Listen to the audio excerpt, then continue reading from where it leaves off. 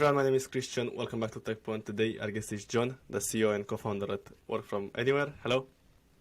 Nice to meet you, Christian. Thanks for having me on. Nice to see you. Please tell us what your company does. So Work From Anywhere, you want to hire somebody from a different country or will let somebody work temporarily in a different country, but how do you do it? Is it a digital visa? Is it an employer of record? Do you need to open a legal entity? Or can you hire somebody, for example, as a contractor? The answer is different in different countries and different scenarios. So that's what we do. We've built an automated platform that helps companies figure out the ways to work or hire from anywhere all around the world. What type of companies face this problem usually? Are there large corporations or Yeah, well, it's interesting. Every single company faces it if you hire outside your country or if you let people temporarily work remotely abroad. I think it's fair to say, startups, they probably have a higher risk appetite, don't have a huge budget, so their ability to pay for technology solutions around this is not going to be very, very high. So it's typically companies that have maybe more than 500 employees or 1,000 employees. That's, as soon as you start to go to, Series A, B, and C rounds, that's where you get investor due diligence, where they start asking you, hold on a second, you've hired somebody like a sales generating role via an employer of record in this country. Why did you do that? You're after creating a massive corporation tax risk. So it's when you go through those later rounds that it becomes something that's more important. And we find that the maturity of companies is, typically the threshold is once you go past a few hundred employees, that's where you really start to pay more attention to stuff because you start getting the fines or the risks of running into it, let's say. I understand. And what do you say are the biggest risks? Is it tax? Is it...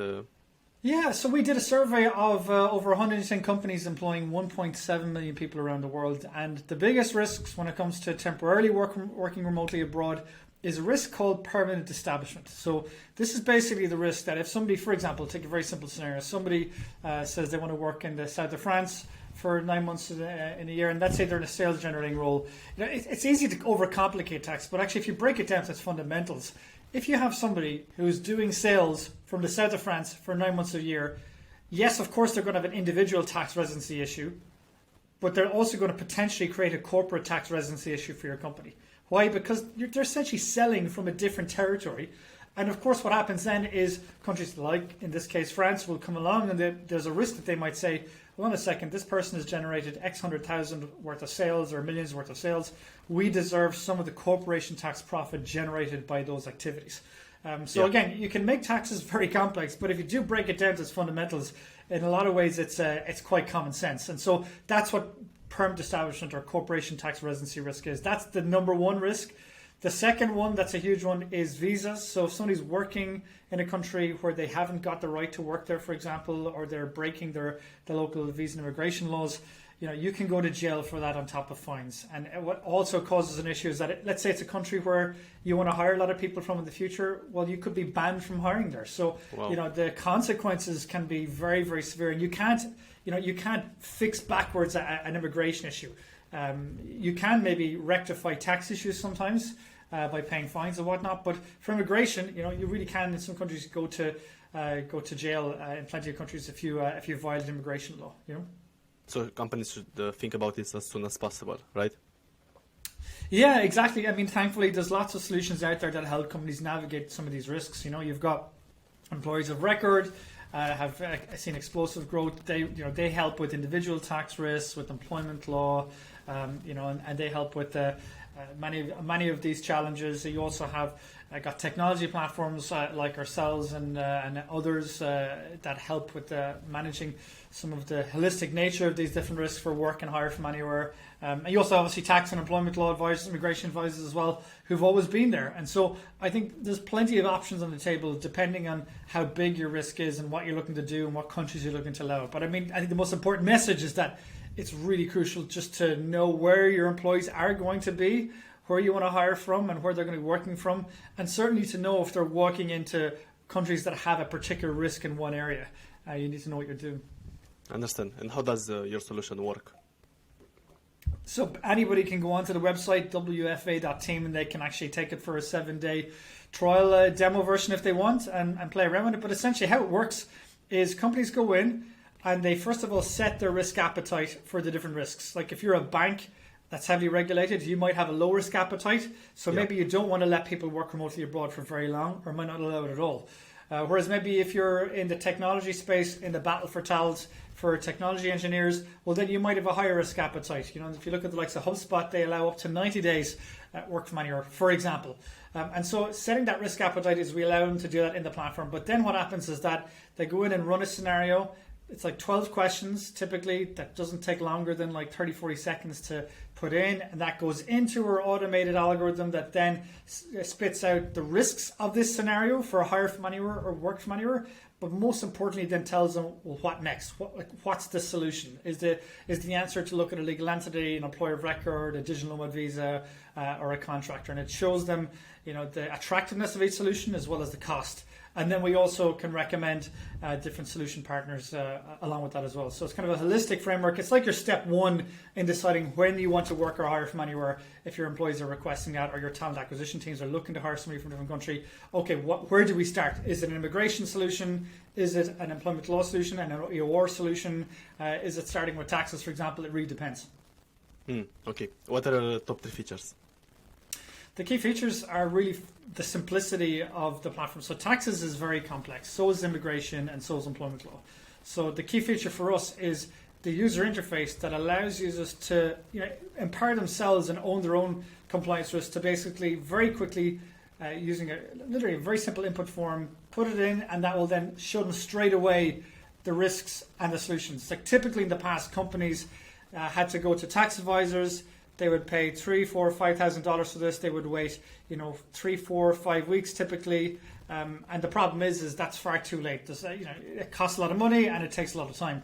Whereas with this, you immediately get an answer. What are the risks and what is the likely solution? So that's probably the biggest one that really hasn't been in the market before. And what is the pricing for work from anywhere? It starts at $12,000 where you get a couple of users for that, and it basically goes up from there. So it's a per seat pricing basically, but that's how it works. Yeah.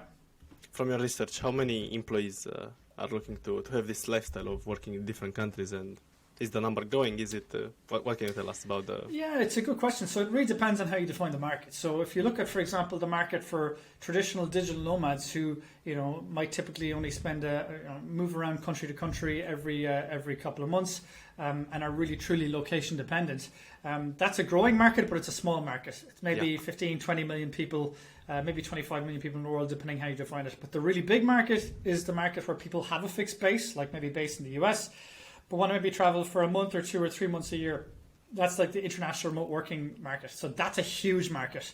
I'll give you some numbers here. American Airlines pre-pandemic, when they looked at their numbers of what they call blended trips, people that were going on a business and leisure trip, that was typically 20 to 25% of their travel.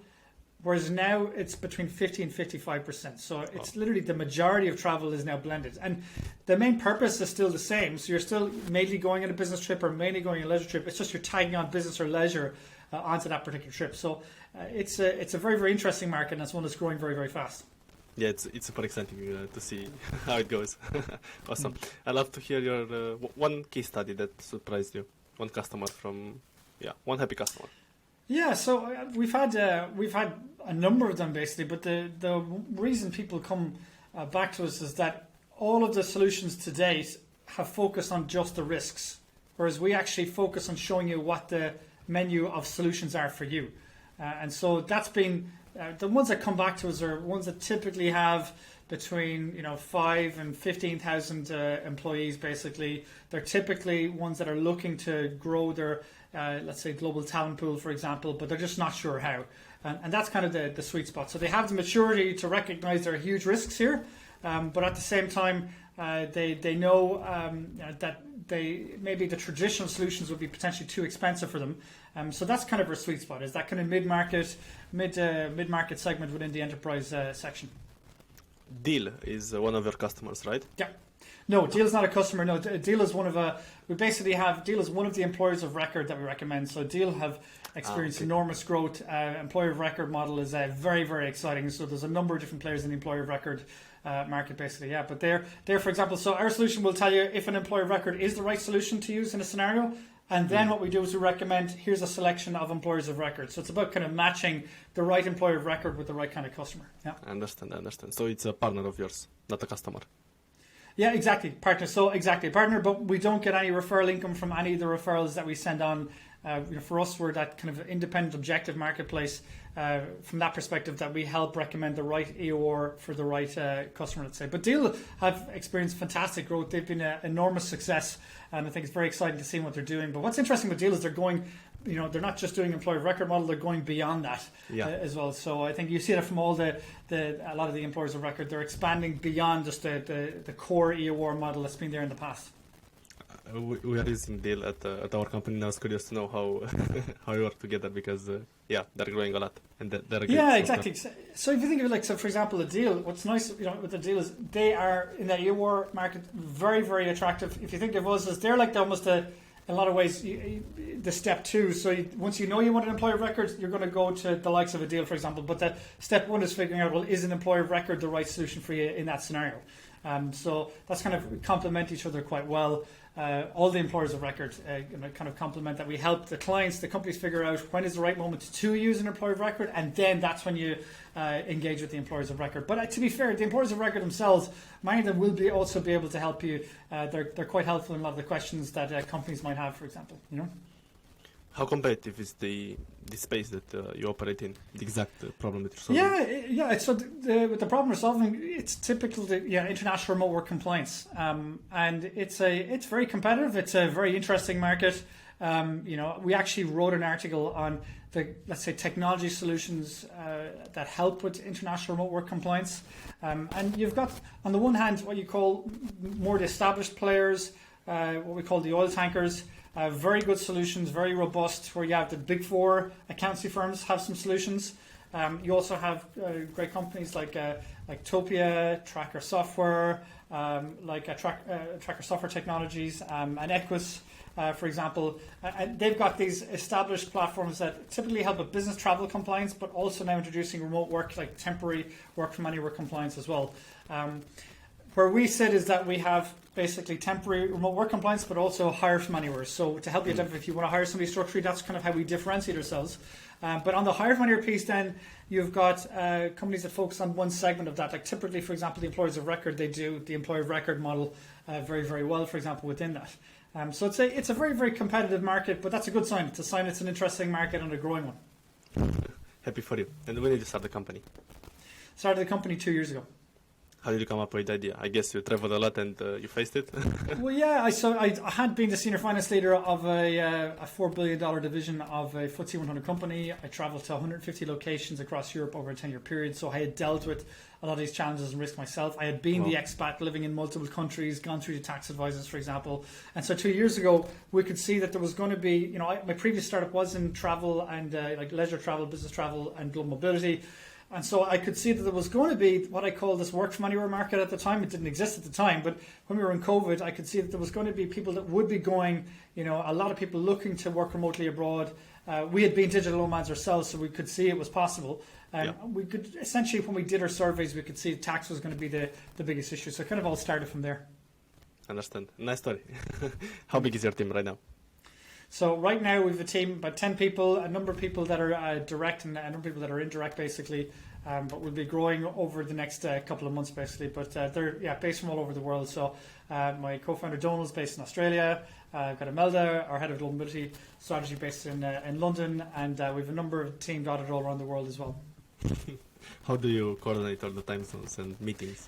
Yeah, I've learned from the best people like Darren Murph and Chase Warrington, for example. They talk so much about asynchronous communication, and so we really fully leverage that. For us, it's really, really important. Yeah.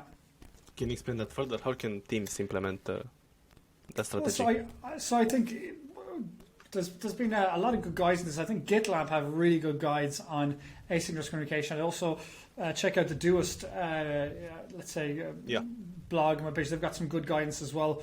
But the fundamental thing is it's more than just how we communicate. It's also how we manage and how we trust. So I think moving from when you're in an in-office space, you can see everyone all the time. Whereas when you go into a remote, it's very much about hiring good people and trusting them and backing them and giving them clear guidance and having the clarity on both sides, both from the team member and the manager, for example. but we manage in a very, very, the team in a kind of a collaborative way. Trust is very, very big. Using asynchronous communication tools like, for example, Loom. We use Slack, but we turn off notifications. It's very, very important. So it's a mixture of different things. We're not experts on it. I wouldn't profess to be. I'd always recommend the people like Chase and Darren and those who are fantastic knowledgeable people. And Rowena Hennigan, another one as well. But that's how it works for us. Yeah, I appreciate you sharing that. Yeah. Have you raised any funding? Yeah, we have. We've raised funding. How much? Is it pre-seed? Yeah, it's pre-seed. We raised a pre-seed amount basically. We haven't disclosed it, but we have raised. Yeah. And what is their vision for the future? The vision of the future is that I think companies are going to continue to accelerate their movement towards a globally distributed, agile workforce, and there's going to become more and more of a need to figure out the how. And I think we kind of see ourselves as being key building blocks for companies when they are looking to tap into that global talent pool and really understanding what are the risks, does it align with the risk appetite, what are the solutions in this. We feel that there's a really interesting market in that space, and we're very excited about the next couple of years. So for us, if companies can understand forgetting about don't show me problems, show me how we can navigate those problems. Get me to the solution. If they can take that kind of mentality, then we feel there's going to be many, many more millions of people that will be able to access the opportunities that international remote work offers. Understand. And what has been your biggest challenge since starting the company? I think the biggest challenge, it's a great question. For me, I think, if I'm honest, I think with any new ideas, you're trying to shift decades old habits and mentality of an industry or multiple industries. And so probably the biggest challenge is that I would say the best advice I always got was to, as an entrepreneur, skate to where the puck is going. And that's what I've always tried to do throughout my life and my entrepreneurial journey, right or wrong. And with something like this, we were definitely, with the vision of what we had, we were definitely ahead of the curve. I'll give you an example. Like when we started the business, when I spoke to companies in early 2021, I tried to explain to them how work from anywhere was going to become a really key employee benefit, and there was going to be a business case for this. Not for every company, because for some companies it's just not possible, like a heavily regulated bank, for example. But for many companies there would be. And many companies I spoke to at the time pushed back and said, no, there's going to be a return to office. Many companies said, no, there's no business case here. It's too expensive. The compliance is too high. It's not practical. And actually, slowly but surely, then over the following year and a half, more and more companies began to actually recognize that there's a really interesting business case here in this. And I think that's where, for me, is exciting, where you're shifting, you're trying to move the conversation forward in your own small way and influence an industry and influence more people to get that opportunity to be able to work or hire from anywhere. And also from the company perspective as well, you're getting closer to your customers. You're being able to be smarter about your global workforce costs. You're able to access a deeper talent pool. There's also diversity and inclusion benefits. Like Spotify, for example, they reduced their talent attrition by 15%. They increased their D&I considerably when they launched their work from anywhere policy. So for me, that's exciting, but showing the business case behind these numbers. And what do you think was your best strategy for gaining new customers, convincing them? Yeah, it's a good one. So good question. For me, the most important one was building authentic relationships. And that's been really critical, that for a long period of time, catching up with people, helping them, and not expecting anything in return. And even, in the early days, not even having a product to sell. And not being pushy about, just trying to understand people's pain points and helping to build authentic relationship. That really matters. That really matters in industry, and it's something that I really, really believe in. I would say probably that's been a really, really important aspect for us. It also relies, to be fair, on the personal chemistry and connection, and obviously takes a lot of effort going through so many different calls, helping different people out. But for us, that's something I believe has been very, very important for us. You said it perfectly. I want to promote this mindset as much as possible, but you said it perfectly. I love to hear your story, how you started your career. Yeah, so I started off, I always wanted to become an entrepreneur. And I was always inspired by going to a number of talks by different entrepreneurs back when I was in college in Dublin in UCD. And one key message that came again and again from the different entrepreneurs is they said that those that didn't have a finance background, it really hurt them because they had accountants that were showing them numbers and having a huge impact on the business, and they didn't understand them themselves. They said it was like a different language. So I used that as motivation to then decide to do a master's in accountancy, and then spent 3 years in Deloitte where I became a chartered accountant. During that period, I got to work with one of Ireland's biggest companies quite a bit, travelled all around Europe because I speak a number of languages fluently. And then they hired me directly. That company was CRH, Ireland's biggest company. I spent the next 7 years with them, working all over Europe, travelling all around the world. Absolutely loved it. Did various different roles, internal audit, financial control, business control, finished up being that senior finance leader of a large division. But I got some of the best mentors I could have ever wished for. But what was still aching at me was that I really still wanted to become an entrepreneur. And it kind of came to an inflection point where one of my mentors, who was the CFO of Europe, he told me at the time, he said, I told him I wanted to become an entrepreneur. And he said, John, if you are going to become one, do it now. You can always come back. You have a great career ahead of you here. There's no, if you're going to do it though, but don't wait too long because otherwise it'll become institutionalized. So that's what I did. So I did my first startup with my wife called Culture Me. Traveled around the world with her daughter Rosa and lived in Thailand, traveled all around Europe and had an amazing experience there. Started off as a B2C app, had never built an app before. Then won Best Travel Technology Product in the World at the Global Travel Awards in 2018 with that. Pivoted then to business travel. That required building an API, so a completely different distribution model, go-to-market model. Launched the API in the middle of 2019, got a great momentum with that, and then COVID came along and wiped us off the map. So that was a story of failure. That was a real difficult one, even though we'd gotten so unbelievably close to success with that. So that hurt, but took a bit of time off to recover the mind, body, heart, and soul. Started doing some consultancy work on the side, and then started working on your team then 2 years ago, and the rest is history. You have a lovely story, and I think a lot of people would like to work and travel as much as you did and have this lifestyle. What's your best piece of advice for somebody that's 18, 20 and is looking to travel the world and work at the same time? Basically, have that lifestyle of I 100%. I mean, someone like Peter Levels of Nomad List. He would be a really inspirational figure to follow in a lot of ways because what he's done really well is he started multiple online businesses. I think that the message would be to get into some kind of an online business and find your point of difference if possible, or find whatever works for you that you're really passionate about. But ideally something that would, if you are passionate about travel, avoid a career if you can that will keep you stuck to one place. Like becoming, for example, maybe for example it could be a doctor or a lawyer or something that is, for example, is specific to one country that doesn't allow you to travel. Yeah. That's why starting an online business can give you that location dependence and that opportunity to travel that is extremely valuable. So I would say that, and I would also say if you're going to do that, then don't be afraid to try multiple different businesses. It's okay. I mean, Peter Levels, I think, he's very successful in what he's done, but he's launched over 50 different businesses. 50. And most of them failed. Yeah. Vast majority failed, but a number of them actually worked well, and he's doing really well off the back of it. So I think failure and resilience is such a critical component of any entrepreneurial journey. And for me, I think that would be my best advice. I appreciate your mindset a lot. What are the languages that you speak?